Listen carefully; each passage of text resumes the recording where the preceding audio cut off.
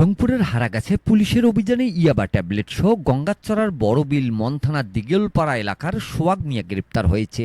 জব্দ করা হয় মাদক পরিবহনে ব্যবহৃত একটি মোটরসাইকেল। পুলিশ জানায় ৪ জুলাই শনিবার রাতে তাদের কাছে তথ্য আসে পৌর শহরের টাংরির বাজারের পাশে ফাঁকা এলাকায় কতিপয় মাদক কারবারিরা অবস্থান করে নেশাজাতীয় মাদক বিক্রি করছে, যার ভিত্তিতে ওসির নির্দেশনায় রাত 9:45টার দিকে এসআই রুহুল আমিন ও মনীষ সরকার সহ পুলিশের একটি দল টাংরির বাজারের পাশে গোল্ডেন ঘাটগামী সড়ক এলাকায় অভিযান চালিয়ে মোটরসাইকেল সহ সোহাগকে আটক করে। পরে উপস্থিত লোকজনের সামনে সোহাগের দেহ তল্লাশি করে তার প্যান্টের পকেটে থাকা কালো পলিথিনে মোড়ানো ৮০ পিস ইয়াবা উদ্ধার করা হয়। জব্দ করা হয় মাদক পরিবহনে ব্যবহৃত হিরো এক্সপ্রো একটি মোটরসাইকেল। তবে পুলিশের উপস্থিতি টের পেয়ে সোহাগের সঙ্গে থাকা আরো ৫ জন সহ অজ্ঞাত কয়েকজন স্থানীয় মাদক কারবারি আগেই পালিয়ে যায়। পুলিশের সূত্র জানায়, আটক সোহাগ দীর্ঘদিন ধরে সীমান্ত থেকে নেশাজাতীয় মাদকদ্রব্য ইয়াবা সংগ্রহ করে হারাগাছ থানাধীন এলাকায় পলাতক আসামি মাদক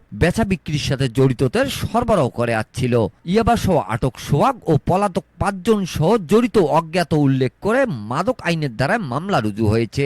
শনিবার সোহাগকে মামলায় গ্রেপ্তার দেখিয়ে রংপুর আদালতে পাঠায় পুলিশ। ইয়াবা সহ গ্রেপ্তার সোহাগ মিয়া রংপুরের গঙ্গাচড়া বড়বিল মন্থানা দিগলপাড় এলাকার আব্দুল সাত্তারের ছেলে।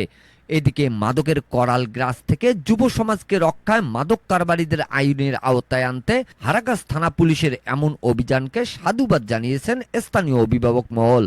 মাদক কারবারি ও সেবনকারীদের বিরুদ্ধে কোনো ছাড় নেই বলে জানিয়েছে থানা police. Mizanur Rahman, DRS news.